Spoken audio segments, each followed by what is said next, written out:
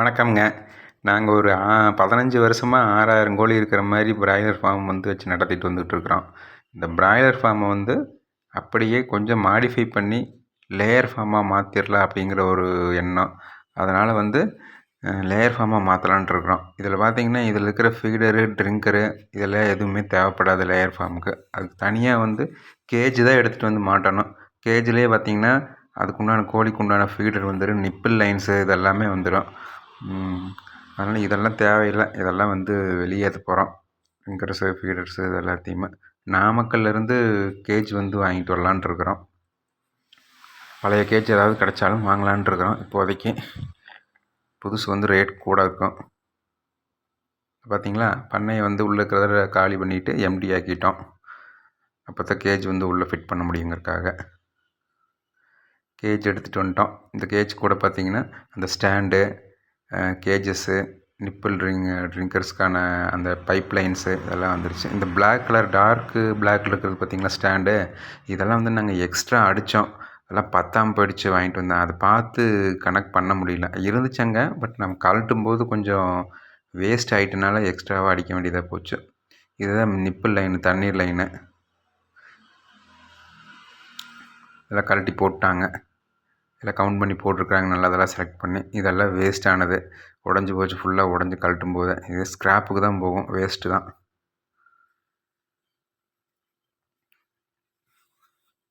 KG ஒரு 12 KG 14 KG அந்த மாதிரி இருக்கிற மாதிரி ராடாக மொத்தமாக பல்காக கழட்டி அப்படியே வண்டியில் ஏற்றி விட்ருவாங்க.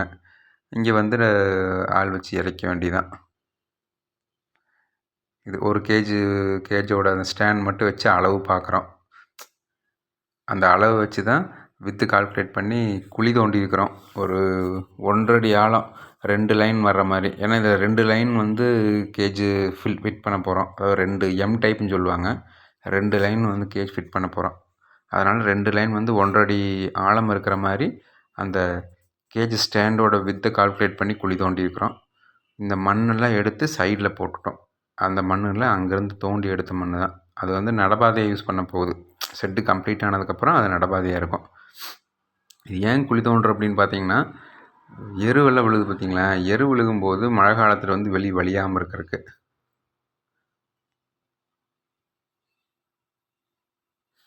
இந்த ஸ்டாண்டு இதை அளவு வச்சு தான் குழி தோண்டணும். சைடில் இந்த மார்க் பண்ணியிருக்காங்க. அடுத்தது மார்க் பண்ணி அந்த ஸ்டாண்டெல்லாம் நடப்போகிறோம். பர்டிகுலர் டிஸ்டன்ஸில் ஸ்டாண்டு நட்டு அது மேலே கேஜ் ஏற்றுறதுக்காக அந்த மாதிரி பண்ணியிருக்கிறாங்க. இந்த சைடில் கோழி பண்ண பிராய்லர் ஃபார்மில் இருக்கிற சைடில் வளைவெல்லாம் பிச்சு விட்டுட்டு தான் வேலை செஞ்சாங்க. இந்த ஸ்டாண்டெல்லாம் நட்டாச்சு. ஸ்டாண்ட் நடுறதுக்கு கலவை கொஞ்சம் தேவைப்படுங்க. அப்புறம் ஆள் கூலி ஆகும். அதுக்கெல்லாம் கொஞ்சம் நாங்கள் தான் அரேஞ்ச் பண்ணி கொடுத்தோம். வந்தவங்க அதெல்லாம் தனியாக வேணும்ன்ட்டாங்க.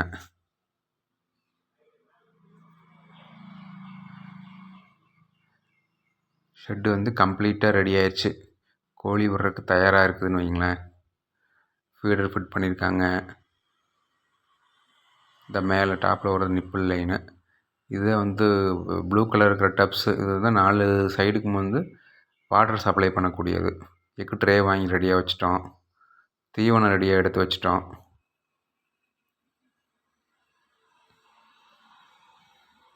பார்த்தீங்களா, லைட்டுமே புதுசாக தான் மாட்டியிருக்கிறோமுங்க. லைட் பிராய்லர் இருக்கிற லைட் கொஞ்சம் கம்மியாக இருக்கும். இதில் இன்டென்சிட்டி நிறையா தேவைப்படுங்கிறதுக்காக லைட் இன்க்ரீஸ் பண்ணி புதுசாகவே மாட்டிக்கிட்டேன் எல்லா சைடுமே, 2 சைடுமே. லைட்டிங் முக்கியம் லேயரை பொறுத்த வரைக்கும் முட்டை வைக்கிறதுக்கு.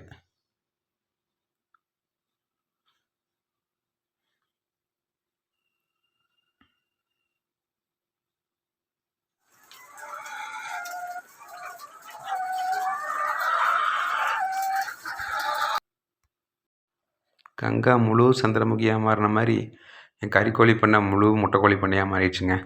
இந்த கோழியெல்லாம் பார்த்திங்கன்னா நாமக்கல்லேருந்து ஏற்கனவே யூஸ் பண்ண பண்ணையிலேருந்து எடுத்துகிட்டு வந்தது தான். சொல்லப்போனால் இதுவும் செகண்ட்ஸு கோழி தான் வைங்களேன். ஃப்ரெஷ்ஷாக எடுத்தோம்னா கொஞ்சம் செலவு அதிகமாகும். அது மட்டும் இல்லாமல் தீவனம் ஒரு 2 மாதம் சும்மா போடணும். 2 மாதம் கழித்து தான் முட்டை வைக்கும். ஆனால் இதுனா நம்ம எடுத்துகிட்டு வந்தால் நாள்லேருந்து அடுத்த நாள்லேருந்தே முட்டை வைக்க ஆரம்பிச்சிடணும் வைங்களேன். தீவன செலவுக்கு ஈடு கட்டிக்கும். அதனால் செகண்ட்ஸ் கோழி எடுத்துகிட்டு வந்துட்டோம். பட் என்னென்னா இது கொஞ்சம் ஒரு 4 இல்லை 6 4லேருந்து 6 மாதம் தான் நம்ம யூஸ் பண்ண முடியும். அதுக்கு மேலே நமக்கு ப்ரொடக்ஷன் வந்து ரொம்ப குறைஞ்சிரும். பெருசாக தீவனத்துக்கு கூட கட்டாது. நாங்கள் இப்போ தான் எடுத்துகிட்டு வந்து யூஸ் பண்ணுறோம். அது மேற்கொண்டு நாள் ஆகும்போது தான் இதில் இருக்கிற டிஃபிகல்ட்டிஸ் என்ன, இதில் இருக்கிற யூஸ்ஃபுல்னஸ் என்ன அப்படிங்கிறதெல்லாம் நேரடியாக தெரியும் எங்களுக்கு.